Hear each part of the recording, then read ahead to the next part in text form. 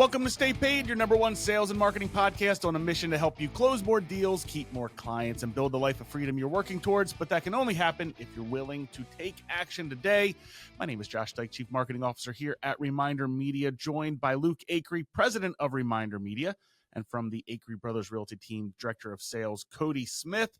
Our guest today is Drew Thompson. Drew is the current head of Real Academy at Real. Since joining in 2024, Drew has pioneered the first ever Real Academy on the Road program, bringing tactical in-person coaching and education directly to agents across the country. With a unique background as both a top-performing agent and running his own New York advertising agency, Drew blends sharp business insight with hands-on real estate expertise. Drew, welcome to Stay Paid. Thanks for being here. What's up, Josh, Luke, Steven, Cody? What's going on, guys? Drew, man. Awesome. I love how you reference Steven too, even though he's not here, but his name's on the actual. That's awesome. Steven's here in spirit, you know, just like, you know, there you go. But hey, man, super excited to have you on the show. For the audience, so you guys have context. I was able to speak at an event in Philly, and Drew was there speaking, and the guy just absolutely crushed it. And he spoke all things AI, specifically really tactical things as a real estate agent of how you can use AI in your business today. So we're going to dive into that. But Drew, I wanted to get your take, right? So Sharon leaves Real. I mean, he's still on the board, right? But all things considered, he's basically dived in at acquisition.com. What's the feeling within Real right now with Sharon leaving? Are you guys sad? Are you like, you feel like, okay, no, good transition happening? What's the feeling within Real? I think the way I put it is a good transition happening. Why do I say that? Because he imparted this idea of, number one, lead with grace, always, both internally and externally. You never know what battle someone else is fighting. And he would tactically do that in every single meeting. It wasn't just a run through a list of things to get done for a project, etc. He was that type of leader that when he leaves, his fingerprints are all over the company. And right now, we all lead. I want to say we all lead like Sharon right now in his absence, as almost a homage to Sharon. although he's very much still alive. It's wild, man. I mean, this guy, I know Sharon just a little bit through, you know, meeting him at different events and stuff, but he is so well respected across the industry. It really is mind boggling. People at different brokerages, I mean, the way they talk about him. And then when you see him speak, I mean, and you meet him, you realize why. I mean, the guy's a freaking genius. You have stepped up to fill those shoes from a speaking and teaching standpoint. And kudos to you, like no sunshine blowing up your, you know what, but I thought you did an incredible job at Philly's event. I was very impressed. I haven't been able to see you speak very much besides just some Instagram stuff, but seeing you speak live, I thought you did an incredible job. Some big shoes to fill, trying to step in for the Sharon, but you're on the road like all the time. Are you going to try to do the 200 plus shows a year? Dude. Will you have a family after that, or exactly? And both of our wives are named Meg, dude. I know. So it's like she would kill me if I did that. And plus, I don't know if I'd want to be away from my kids that long. But let me tell you a story. My first week here in this role, we were doing an event. I think the event was in Miami, and Sharon goes, "Hey, can we make sure that you send me the list of everyone who's attending?" And I was like, "Yeah, no problem." We sent it to him. He goes, "I want to look at every single person so I can learn something about them before I meet them." Get out of here. Like, come on, that's insane. Could you imagine? Right? You go, Luke, and you're speaking to 500 people. The plane flight there, you're just researching and getting to know a little bit more about them. But you can see it when you talk to Sharon. He literally talks only to you. He knows something about you because he cares. He makes the other person feel seen. And I think that's why the whole industry just loves him. He's a great person. It's so powerful. What a great point. It's kind of the John Maxwell tip, but on a new level. Like John Maxwell would teach, because he's an incredible communicator and speaker. He would teach, go sit in the room you're going to speak and basically look and walk the audience if you can. And, you know, sometimes he said he would have to do it at the back of the room and stuff like that, but he would always want to be sitting in the environment so he could feel what the audience is feeling and get on their level in a good way. Sharon's taking that to like ninja level because he's actually researching these people and who they are. So that's just incredible. All right, so let's change gears. Let's dive right into AI, right? Because this is so consuming all of our feeds. It is consuming our thoughts right now and how we want to scale and grow businesses. You talked a lot about how to use ChatGPT within a real estate agent's business. Can you give me kind of your top thing that you're seeing real estate agents do to utilize ChatGPT and AI right now to advance and give them more efficiency, whether it's with their listings or in their sales processes? What are you seeing right now amongst real agents and other agents that you're meeting across the country? So I see people using AI in one of two ways. Over here, you have people who use AI just to write copy, to come up with creative ideas, right? Here's my content idea for the next 30 days. Can you flush this out? Give me 10 more ideas just like this. As a matter of fact, I just spoke to an agent yesterday, and what we're doing is, hey, who is the person that you serve, right? If we market to everyone, we effectively market to no one. You know that, but who's the person you serve? How can AI then build a deep research persona on it? Now that we have that, how can we have agentic AI go to Reddit and then find all of the things that this person's talking about, then use that to use that identity language to build their content? Dude. So that's over here, right? The second type of agent I see using it is, how does it become your strategic partner? How does it become the one thing that I ask everything? For instance, we're talking about vibe coding a few minutes ago. Can I go to AI and say, hey, I'm interested in vibe coding something? Can you help me walk through this? Like, how should I do this to get the best output? Here's what I'm afraid of. Be gentle. Talk to me like I have an Android phone and I don't understand technology. Like, let's do it. It's so funny you say that, because one of the things that I've started to do is try to create what I'm calling like my board of advisors. Yeah. And, so it's kind of combining a little bit of what you're saying, where it's, hey, take these people that I respect. Alex Hermosi, right? These type of business leaders, go and do deep research on them and create a just a report of who these people are, how they think, how they would make, choices, all this stuff.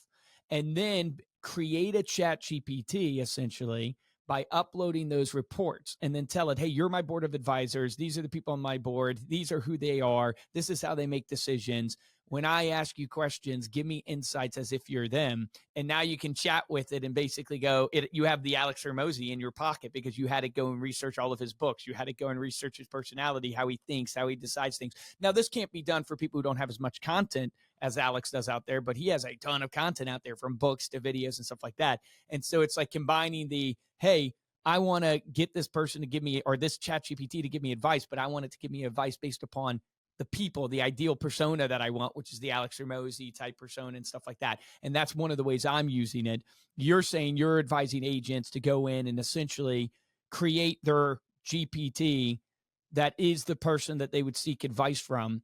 Or do you have any people that you're modeling it after? Are you doing the classic, hey, take on the role of XYZ, study this person and answer to me or ask me questions based upon this person's framework? Are you doing anything like that? So what I heard you say here is there someone, can I have this model this after, let's just say Hormozy, and then coach me like Hormozy? To that point, I think we have all these people that are creating content, and you sell online courses, right? Hormozy puts a lot of content out there. Sharon puts a lot of content out there. We could, Jasmine Star, Amy Porterfield, they all have these frameworks, right? I could take their framework in a matter of seconds, drop it into chat, and then have a conversation with chat and say, hey, you are to be this person. Here's the framework. Make this simple. And every single morning, take me through one task in their framework. So net effective, I've made it harder for them, or AI has made it harder for them to sell as many courses, right? Now, do you think coaching in courses is dead? No, I do not. Okay. Why do you not think it's because dead? Here's the thing, right? I think it's going to make it harder to sell coaching in courses. But for those people like Sharon, like Hormozy, that you not only know, you trust, but you like them. You like their personality because they give everything away for free, right? That's Sharon's big thing. And I feel like this is an homage to Sharon on this episode, by the way. We're just talking a lot about him. But he does something right that no one else does, or not a lot of people do. He gives it all away for free because it builds brand. It builds trust. It makes you like him. You start going to him for more and more things. If Sharon ever sold an online course, I think half of the industry would take it because they trust him. Yeah, it's a great point. But I think you can go the other side. Instead of looking at these big influencers, right? Say, hey, ChatGPT, you're an organizational psychologist. You understand cognitive behavioral theory. You understand all of these nuances of the human persona. Take everything you know about me and tell me where I'm missing the ball. Tell me how I can do this better. Tell me why I shouldn't be focused on all these different AI apps like we were talking about earlier. Tell me where to focus my time and be brutally honest. Like I have a prompt that I've used before, and I can send it to you if you want. It says, you know everything about me. Tell me, where am I missing the ball? Give me one brutally honest sentence that no one in my life would ever have the courage to tell me. What was it? Dude, What was it? pissed me off when I read it. Like it said, if you were still at the income level you are right now in 12 months, would you feel like a success even if you helped serve 1 million people? Mm, Right? That juxtaposition Wow. of making more money yeah. or help more people. Yeah. To which I responded, I hate you. Like, I could add in some superlatives. I want both. No. Yeah. I had a few Isn't that moments cool? like that. Like Yeah. the computer just gave me that Oh, insight. I've had that to no ask me one for would. my blind spots, and it's so brutally honest. And I've read that to people that I know, and they're like, "Yeah, that's you." I'm like, "Oh crap." We've Well, been trying it's to tell funny you for because years. you, Drew, gave the idea at the event that you should journal your life Oh, into yeah. ChatGPT, That's and what I I do. brought that back, and Josh does that now. I've been doing that since June 1st. Yeah, And since how's the it going? event. Yeah. Every day, every morning, I ride in. I talk about my evening and my upcoming day, and I do voice in the car. And then in the Yep. evening, I talk about my day at work and then my upcoming evening. And we're also going through this leadership book, so I'm kind of combining that journaling with, hey, these are the things that I want to the characteristics that I want to display as a leader. Where am I falling short? Where am I doing well?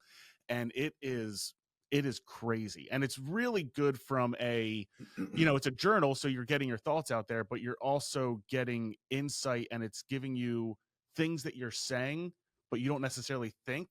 So it's really, really insightful in terms of how you communicate versus how you're trying to communicate, and it's helped even with communication. Have you tried to switch it to critical thinking mode? I don't think so, no. So this Which, isn't technically a mode, right? yeah. But when we ask the AI, hey, I want you to be my questioner, right? And use Socratic questioning, you can only ask me one question at a time. And then you can keep building on that as we have a conversation, and use your judgment when you feel like you have enough to give me an output. It challenges everything about the way you think about something, which I think it's a really cool way to explore why you're making a decision, to explore why you're focused on cold calls when you've made 10,000 of them and none of them have landed in a deal. When you can just spend all of your time on creating content that answers questions on Reddit, maybe layer in a HeyGen and an 11 Labs automation so it all becomes easier, but it makes you think a little differently. How go ahead. No, you're fine. I was just going to say, I hope ChatGPT 5 has solved the hallucination issue. Well, they say hallucinations it at has 1%. hallucinated things about. They said the new stat, I mean, if you believe these benchmarks, it used to hallucinate at 4 to 6%. It's now down to 1%, is what they're saying. Yeah. So 1% of the time it's hallucinating, which, I mean, obviously that's still too much, but it's so much better than 4 to 6%. And is of ChatGPT hallucination. what everyone is saying to use as far as the AI instead of Gemini or anything like that? I go back, I use them, like both of them all day. I've got both of them open on different monitors. I'll go into So chat, that's and a I'll common get a great question. output. I'll drop it into Gemini and say, hey, what do you think about this? Make it better. I have seen, for us, like our devs like Claude the best. Now that might recently change since ChatGPT 5, was released recently, and they're claiming that it's really good at coding. But our devs really like using Claude, and have found that to be the best. But our business intelligence guy is in love with OpenAI's, ChatGPT. So that's what we use as an organization. Is we have that rolled out through our company where they're using ChatGPT, and that's what we're finding. I haven't found that it has been incredible yet at analyzing Excel docs, but I'm hoping that ChatGPT 5 is better. But I have found it give fake information, and it's like in accounting, and this is a good lesson for us all in business. It's like some roles, they have to be perfect. So it's like I always, I don't joke with my accountant, but I tell my, VP of finance, look, there can't be one thing wrong in the financial book, because if one thing's wrong, then I doubt now everything. So it's that way with numbers. It's like, if ChatGPT, because we just ran our analysis, we're buying some new printing equipment, right? So we're doing some new things with our magazine. We're buying some new presses and stuff like that. And, it's a major purchase, multi-millions, and we're having ChatGPT analyze some things about the whole contract and stuff. And it made up numbers. Like it literally made up some numbers. And we're like, where did you find this in the document? And it's like, it admits, it goes, no, I didn't. find that in the document. That's my bad. And you're just like, oh shoot, now I can't no. trust this fully. And the same with like my brother Dan was trying to use it to analyze our testimonials. And it's a great thing to do is go grab all my testimonials and pull me testimonials that have results in them, right? Because we want to build case studies or build stuff like that. And it came back with an output that wasn't that great. It wasn't the greatest testimonial. So he goes, no, go again. You're missing, blah, blah, blah. Go find it. It made up a testimonial. It straight up made up a client and a testimonial. You don't like any of them? I'll make one up for you. Yeah, and you're just like, oh, dude, this is crazy. So that is probably the negative side of AI right now. Is that you do have to verify, and this speaks to a great truth that's happening that we all need to be aware of. It's like the simple reality is remove the double dashes if you're using AI. It is a telltale, right? And you still see it. I had a candidate that's interviewing for a job here send me a letter, basically thanking me for the interview, and it had double dashes in it. And you're just like, dude, nobody does those double dashes but AI. So it's like that type of idea. It's like all your prompting for posts on social are becoming AI generated. Everybody's writing through AI now, which is good. I'm glad people are doing it, but it's like you still have to add your authenticity to it for the time being because it's just not good enough yet. I think it will get there very quickly where it just speaks in your voice, writes like you, takes on your persona. It's just not there yet. I don't know if you're seeing this, Drew, in the industry. 100%, man. If you look at people, you can always tell when it's an AI generated post, when it has like emoticon or emoji and then something else. Check sign emoji, then something else. AI loves to use emojis. Yeah. It has figured out that that's what makes our communication human.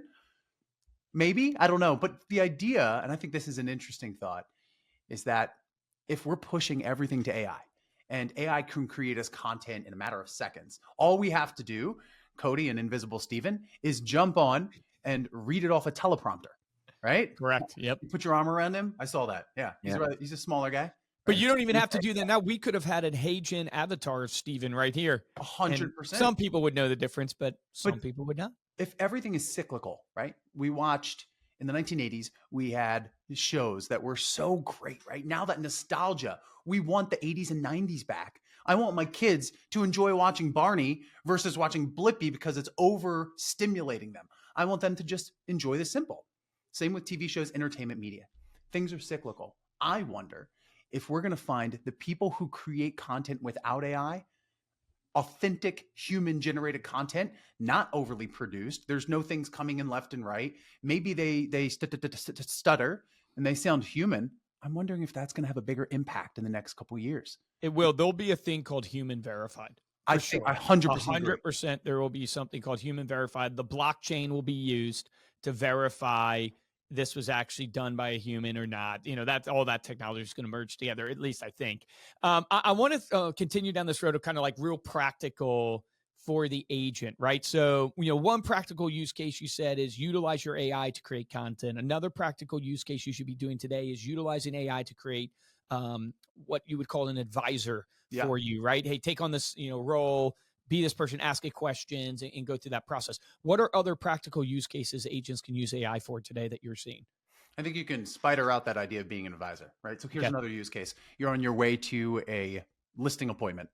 Cool. Go into the person's LinkedIn, go into their Instagram, go pull out everything you know about them, drop it into the AI and say, hey, could you do me a favor? I'm going to go meet with Luke right now. Can you just tell me like 4 things about him that will create instant rapport? Make it super easy that I can remember. Or just give me one. All right. So I'm going to be like, oh my God, Luke, you love the Phillies, dude. I love the Phillies too. I can't believe it. And then I would just name somebody there. I'd lob that ball over. And if you're like, yeah, that works. Cool. Well, now AI has just helped me create rapport. The same thing goes for role playing. Have you guys talked about role playing with ChatGPT and AI? I think Jason Pantana brought it up, but I know we here. I know we here at the company are starting to use it in that way for analyzing sales calls and helping our salespeople role play with it, but we're just getting into it. What are you seeing? So if you look at something, you look up Seamless AI. Okay. It's not ChatGPT. It's a research lab. And all they're focused on is making the voice sound more human, right? That means it comes with the, it just feels like you're talking to a person. And so when you talk to it, and if I talk to it with the tone of voice saying, I haven't gotten any closings recently and life is hard. I'm really trying to make the world a better place. it will respond with empathy and be like, man, that sounds so tough, Drew. Well, can we role play? Sure, but I want you to know that you're doing a great job. It's created an AI that starts listening to you. Now, it doesn't have the same things that ChatGPT does, because ChatGPT knows me, and that's kind of one of the bedrock LLM foundations. But another thing you can do is just have a chat with ChatGPT about a big problem that you have in your business, right? Yeah, what we do in that sort of realm is we'll take the recordings of our calls of like, let's say you didn't get the appointment or set it up. We'll throw it in ChatGPT and say, like, coach me on the call. What could I have done better to close this or do what? I'll give you feedback. And how does it go? It's good. It's actually really good. And then because I've had an agent do it and I say, hey, bring it to your coaching. And then we go over it and I was like, that's exactly what I would have probably told you, is that you could have warmed this up a little bit more, been a little bit more relational here. And then you went for the ask too early. You should have went here. And yeah, it was great. It was really good. So I'm curious to know, are those coaching conversations in person or is that virtual? In person. Because if I'm coaching someone, I'm going to take that transcript, drop it into chat, and then say, hey, listen, chat, you are my executive coach. Read this, read whatever I tell you about this person I'm coaching. Give me 4 or 5 deeper questions where I can lead them to the answer versus me giving them answers. Yeah. Right. Which is why I think some coaching works, some doesn't, because agents try to do all the coaching and they're just prescribing, right? They don't have any formal coaching background. So they're just telling you, here's what's worked for me. And then it runs out. Yeah, it's super well said. We'll put in like, we know each of our like agents' personality test, and we'll put that in for the agent and say, hey, what's the best way to coach this person? So good. Oh, we haven't way done you that. know We the should do motivation that. behind it and where they're at. We require everybody to take a personality test here. So we should do that, is have AI basically take all of our sales callers' personality tests so we know how to coach them. That's a great idea. But then there's still that human element that needs to be there, right? If you listen to like Jeremy Miner, he does a great job when he delivers sales questions, because even though it may not be 100% authentic, the way he delivers it, it feels human. Yeah. Right. The AI does the intake, but then if I come up to you and be like, look, dude, what's going on? Like, are you sleeping? Are you got crazy kids, man? What's going on? Are you just lazy? Which is 99% of the problem. No, ChatGPT gave me the personality of laziness for you. Exactly. Have you ever used it to critique you from a video standpoint, like where you are recording your presentation or you are feeding it videos that you've done? I use it for, well, I'll do ChatGPT. I think you saw me do this. I'll have it turn on live video mode. Okay. If you go into advanced voice, you can then switch it and say, hey, can you see me? And it'll see the world around it. And then I'll give a really, really bad listing presentation with stutters and talking about myself, kind of like, hey, I'm the best agent in the area, like a lot of agents do. I can't get it to be super mean. I want it to be like Simon Cowell and be like, that was terrible. You're horrible. You shouldn't sell real estate, which total squirrel moment. But do you guys know who Bob Tompkins is? Yeah. Yeah. He's hilarious, dude. Have you seen his he made this post that just came out and it's like, hey, if you're seeing this is because you're not a good agent. And I'm like, oh, spot on. But chat will then say, hey, I don't think you did a good job in this listing presentation. Here's how I'd fix it. It can't really read the videos yet. Like, it can't watch the videos, or I don't trust it to watch videos yet. Okay. That's what I was curious about, because I have some presentations coming up here in the next month. And I was thinking, oh man, I'm going to record my presentation and feed it to AI and see what it tells me to do better. But you say it's not analyzing videos extremely well yet. So if I'm doing that, I'm going to turn on dictation and I'll spend 20 minutes and I'll speed through everything. I don't know about your workflow. My workflow has bullet points when I go through decks or for keynotes, and I'll just speed through it all. So it transcribes it, and then I'll put that in and I'll say, hey, what do you think of this? How do I make this better? Pretend you are Sharon Srivatsa. How would he make this better? Yeah, exactly. Like, my plan was, like, the hardest thing about public speaking, and this is in general, any sale, is we always overshare. Yeah. We always want to get so much information in. Like, the classic is, if you give somebody an hour to speak, they can easily do it. But if they have to do it in 15 minutes, it's like insanely difficult. Like, you don't have to prepare for doing an hour talk. You have to prepare crazy good to be a 15-minute kind of in and out type speaker and deliver value. So I was hoping that AI could help me take my info and get rid of the fluff, because I find when I listen back to myself, it's like, oh man, there's a lot of fluff there. But and not because it's not real, but you're just sharing too much. You don't have to circle the point 3 times. You can just move on. You already made that big point and move on. And so that's what I'm hoping AI can do. I'll let you guys know. I'll give you a hindsight 2020 after I do it if it actually works. But my question to that, man, because you and I, we both speak a lot. Like, what is that fluff? Because there's 2 types of fluff I find. There's the fluff where it's like, let me tell you about when I was a child. Daddy never hugged me. I don't have any of that. Right? Right. There's the over personal sharing, but then there's the fluff of like looking in and being like, Cody, dude, that is a wicked cool beard, by the way. Sorry, everybody. Cody has a wicked cool beard. Did that take you 17 years to grow? Right? And that why didn't you compliment me on my mustache, dude? Why'd you choose Cody's beard? I've been trying to do the mustache, man. No. Dude, you know I could never grow any facial hair. Yeah. Me either. I can't grow a good beard, but I do have a mustache now. So, but like that second type of fluff is completely fine, in my opinion, because it builds rapport with the audience. But your time is so limited. That's the problem. Like, you know this when you're speaking. It's like a lot of these, or at least a lot of these conferences I speak, they give you 20 to 30 minutes, and you're supposed to be in and out. And in order to deliver just an earth-shattering TED Talk, which we all want to do, right? In the 20 or 30 minutes, I just realized, oh, Luke, you're not that good.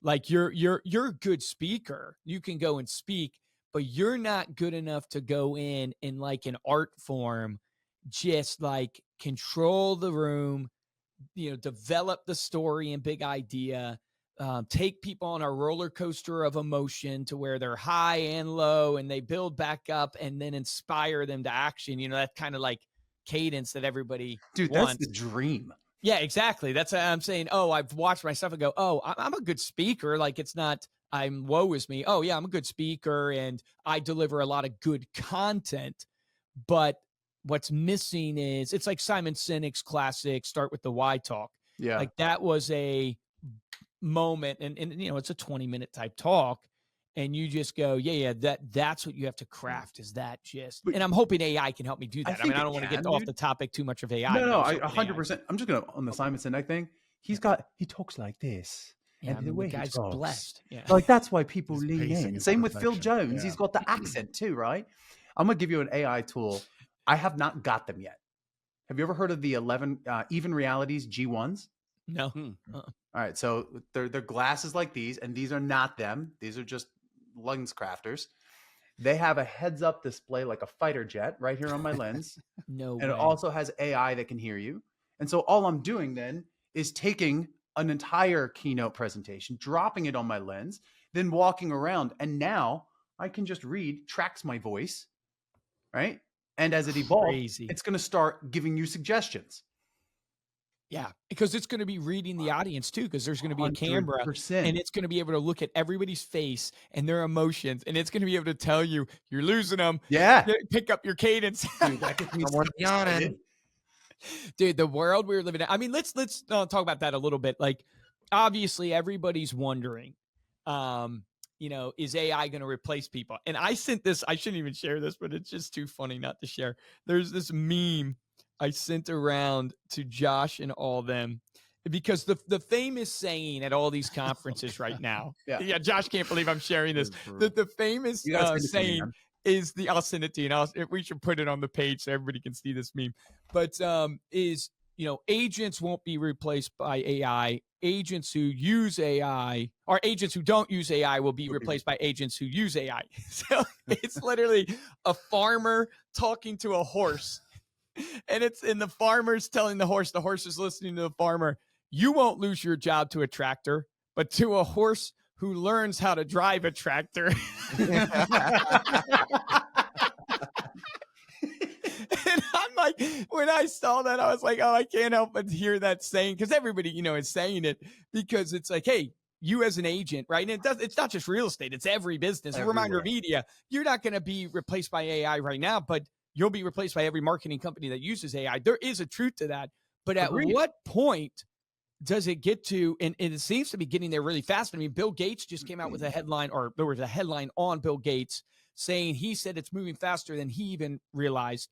And he doesn't know if it's a year or 10 years to where it replaces all human capability. And you're just like, oh my gosh, this is freaking Bill Gates saying the same thing. Like, what's your view? And obviously you're just giving your take, but what's your view on the industry, and is the industry going to shrink? And are you seeing the advancement of AI so fast that you go, yeah, I mean, I was on with a guy from T360. Yeah. They do all the research in the Yep. industry. And he was saying they've done a bunch of research to say the real estate agent does 127 things on average for a transaction to a client. And they've done research that is showing that AI can handle 90 of those things right now out of the 127. So what is that effect on the industry? I don't know. And this is not doom and gloom. This is just being real and going, hey, what is going to actually happen in the industry, and what type of focus and effort should you be putting into learning and getting AI in your business? What's your take on that? Yeah. So I think it replaces a 90%, or what'd you say, 99 things? It was like the research Basically showed 75%. Yeah, 90 out of 130 things. Yeah, so, 130 it things, takes 75% of the job of an agent. I think two things are going to happen. First off, you're going to see the wheat separating from the chaff. The good agents will stay, the bad agents will go, because the key to all of it will be, how do I create rapport that is genuine, that is authentic? How do I lean in and know things about your family, Luke, Josh, Stephen, and Cody, right? That I can then reference because I care. Those agents that do that will stay around. AI is never, I think, going to push an agent out completely, because it still needs to be able to sit there person to person, heart to heart, and say, hey, man, is this the house for you? Because you were excited and now you're not. An AI will be able to control one day all of the things an agent has to deal with, right? We are the inspector. We are the marriage therapist. We are the deal negotiator. We have all these different roles. Sure. But didn't we just say that AI could be the therapist for you?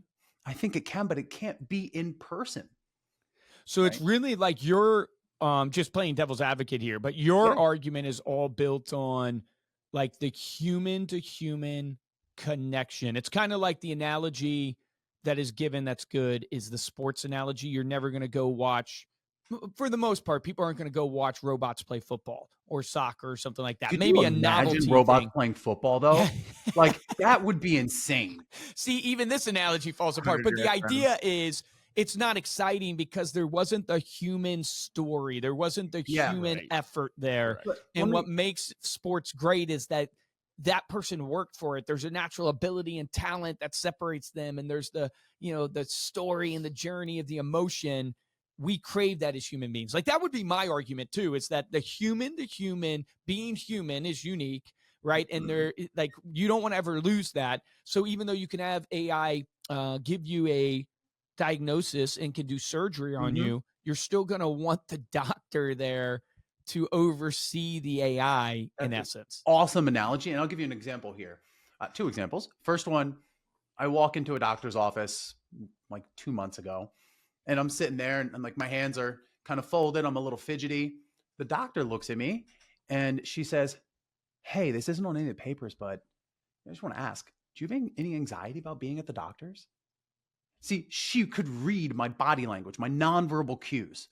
And I was like, wow, that's a really deep question. Yes, let me tell you about it. That's number one. Number two, I got some health news. It's not crazy. It's just residual stuff. I come in yesterday and it's a little jarring.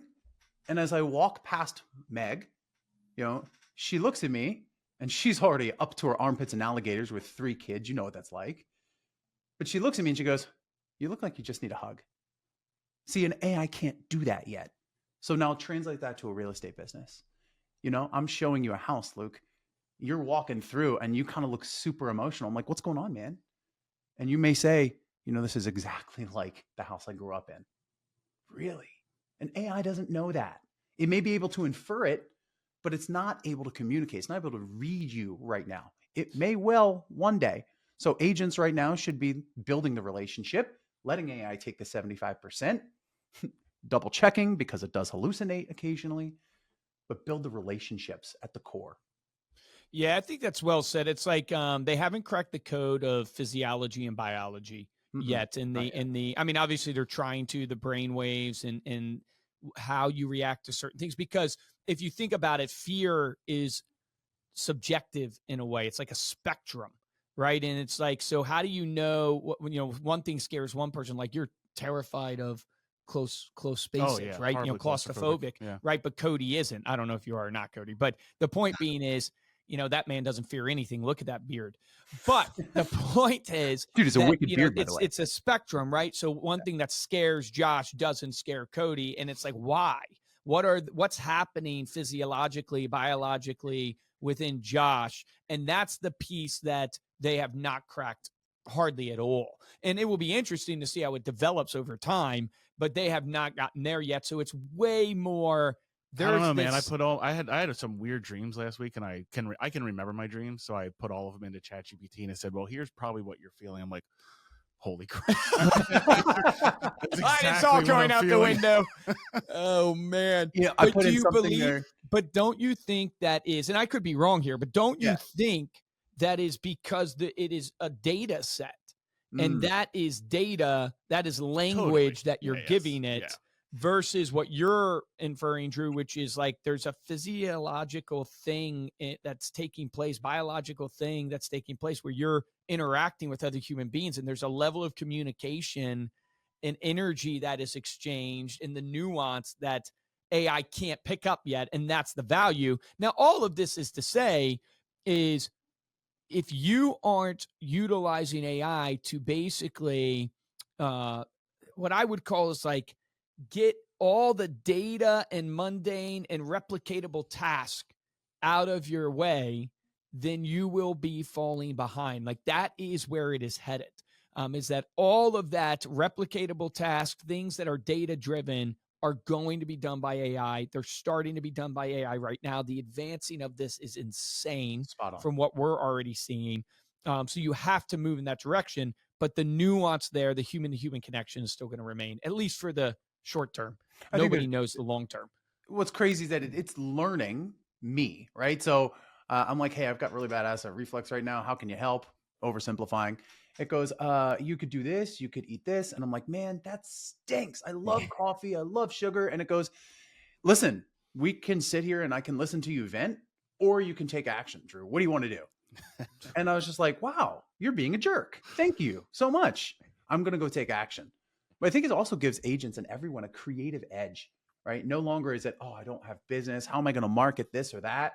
When I can just go to AI and I can be like, hey, give me 10 out of the box ideas. Pretend you are a child psychologist.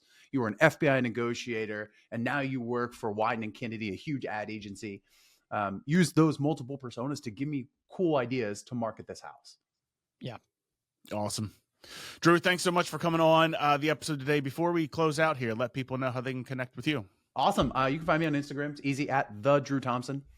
Super easy. At the Drew Thompson on Instagram. Thank you so much for listening. You can get the show notes wherever you listen to this podcast, as well as going to staypaidpodcast.com. If you like this episode, do us a favor, head on over to YouTube, youtube.com/reminder media. Give this episode a thumbs up. Make sure you're subscribed to the channel for notifications for new episodes. And the best way to help out the show is simply share this episode with somebody that you know. If you want to get hold of me or Luke, you can email us at podcast@remindermedia.com. And follow us on Instagram. We are at Stay Paid Podcast. For this episode of Stay Paid, I'm Josh Dyke. Guys, I'm Luke Acree. Drew, man, thank you so much for coming on. I literally look up and we're already 40 minutes in, and I'm like, gosh, we got to have you back, dude. It's like, we're just starting the conversation. I feel like this is a Joe Rogan episode. We're going to have to go for 3 hours. We're just getting started. So we definitely have to have you back to talk even more about AI. I really appreciate you coming on the show. My action item to everybody listening to this, Drew dropped a huge golden nugget. All of you are going and meeting potential buyers and potential sellers, and you have to build rapport with them. Take action on the tip Drew told you, which is, man, go find them on LinkedIn, find their social media, the connection you have, put it into ChatGPT, Gemini, whatever your AI of choice is, and have it develop some things about them that you could use to build rapport. I thought that was an incredible tip that you could use right away in your business to help you be more effective. Now here, guys, the difference between top producers and mediocre producers is what Drew's AI therapist told him. He could sit here and complain about drinking coffee and not being able to eat sugar, or he could get out there and take action.